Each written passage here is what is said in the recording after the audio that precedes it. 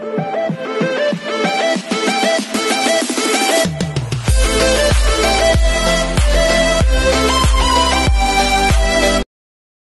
this is Kinjipo Vlogs, a Filipino actor based here in Saudi Arabia, and welcome back to our channel. Agad-agad gawin natin reaction video, ang Kat Den compilation, because why not? Ano ang chismis for today's video? So without further ado, let's start this reaction video. Kasi nag-premiere night, hindi pala premiere night, parang special screening lang ata yun ni Alden Richards nung nakaraan, yung about sa kanyang movie nga na Out of Order. So hindi ako galit sa binayad ko mga taxes, galit ako sa when I see people suffering from that corruption. Yan na. The downfall of Maine Mendoza. Ayoko na naman to. Diba? Ang matamaan, sabi nga doon sa kanta ni Black na yun yung favorite line ko din, yung sa chorus part na sabi, bato-bato sa langit, ang tamaan, huwag magalit, ang matamaan, huwag masyadong halata. Diba? Alden, gano'n ka-painful yun, lalo sa tulad mo na ang laki-laki ng binabayaran na tax? Actually, it's not really more of me paying a lot of taxes every year. It's when I see people suffering from that. That's what I cannot take as not as a taxpayer but as a Filipino.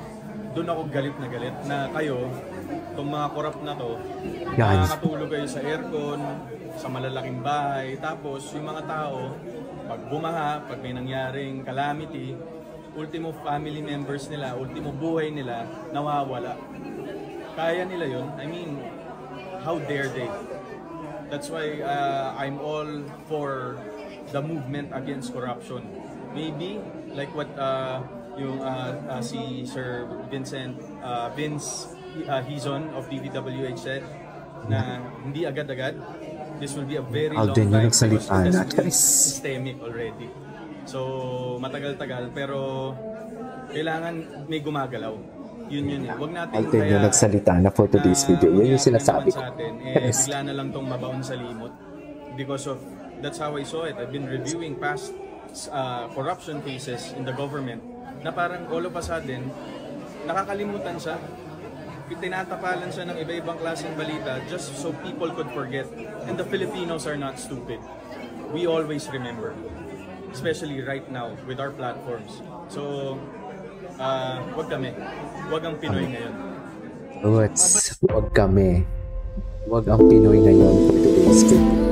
Sinasabi ko. Diba?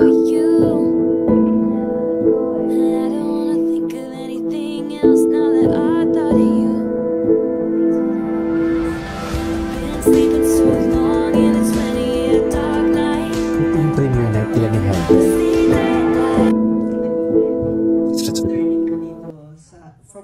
Ano ba may nagtanong dyan about kay Catherine? Learning ko po?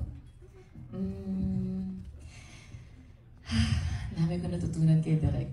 I mean, pag kinakausap ko lang siya bilang aktor, nakita ko kung sabi niya nga kanina, ano yung sinabi mo, Derek? Parang sinabi ko kay Evan kasi, did you know that you have a very good voice tone? And may nakasabi ng banon sa Sana all. sabi niya, ako alam daw yan. But yes, kita niyo naman, di ba? Husky pero ang sarap pakinggan. Ang hot. Okay, let's go! Sana all. Pero aside from that,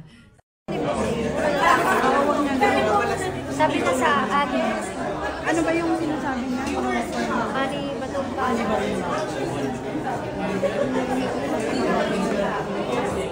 Huwag yun kasi mga bida doon. Yun naman. Andun si Samshu. Wala ba si Catherine dyan? Baka naman makita natin si Catherine dyan.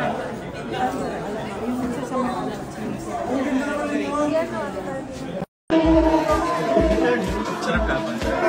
Sabi ni Alden, ilam awal awal. Ang gilko. Sarap ka. Alam ko yun. Ano kaya yun? Direk Alden Ano kaya ang yun? bagong titulo ng Asia's multimedia star. Nasubok yan sa pelikulang Out of Order kung saan aktor na siya, direktor pa. Kabilang sa mga dinirect niya ang mga batikang aktor na sina Noni Buencamino at Yayo Aguila.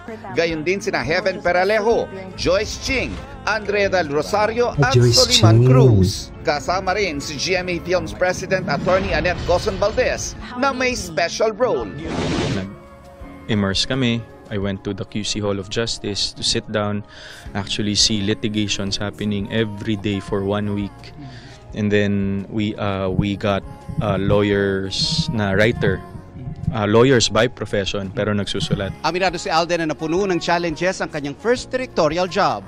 Hirap siya, Sir Nelson. I think the most challenging part of being a director is making your actors believe in you.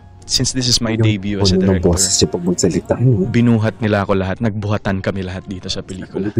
Ayon kay Alden, ibinuhos niya raw rito ang lahat ng natutunan niya sa mahigit 1 dekada niya sa showbiz. I read the script 5 times. Di ako makatulog sa gabi. Everyone looks to you in terms of command. I told myself, parang dapat hindi mo masyadong ginagawang mental lahat.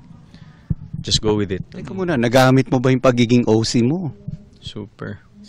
Ultimo sa smallest detail ng art, ng production design. Hindi nakatilt ng maayos yung tasa. May blind statue na may hawak na weighing scale. Hindi pantay yung weighing scale.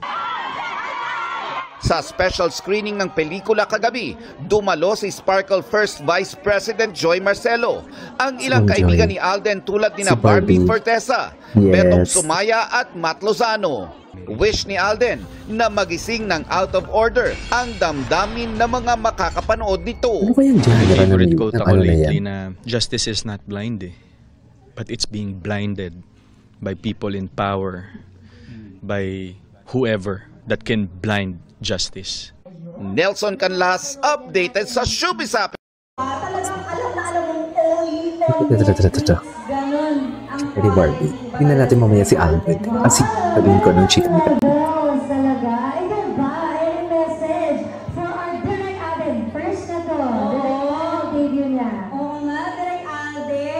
Direk Alden. Hindi na namin alam ang itatawag sa'yo. Asia's multimedia star. Asia's all around na, no? Parang ang dami na lang ginagawa. Ang dami na ng ginagawa sa buhay. So, wala. Talagang puro pagpupugay and congratulatory message lang ang may ibigay ko kaya. Tingnan natin kay Catherine. Kung anong diba hindi ka nagsasagot si Catherine kapag sa PVTV na yun? Tapos kayo maniniwala kayo. Ay,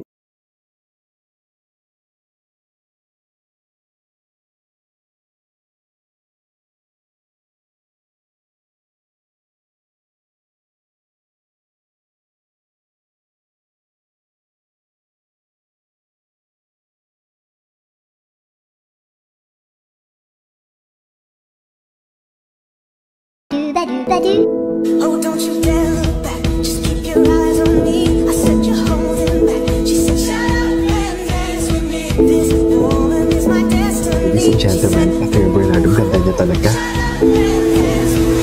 Pero hindi ko talaga nakikipalit. Hindi ko to, yes. Sabi ko sa inyo. Dami niya po na itong balita. Iisa. Hindi na yan. Sa totoo lang.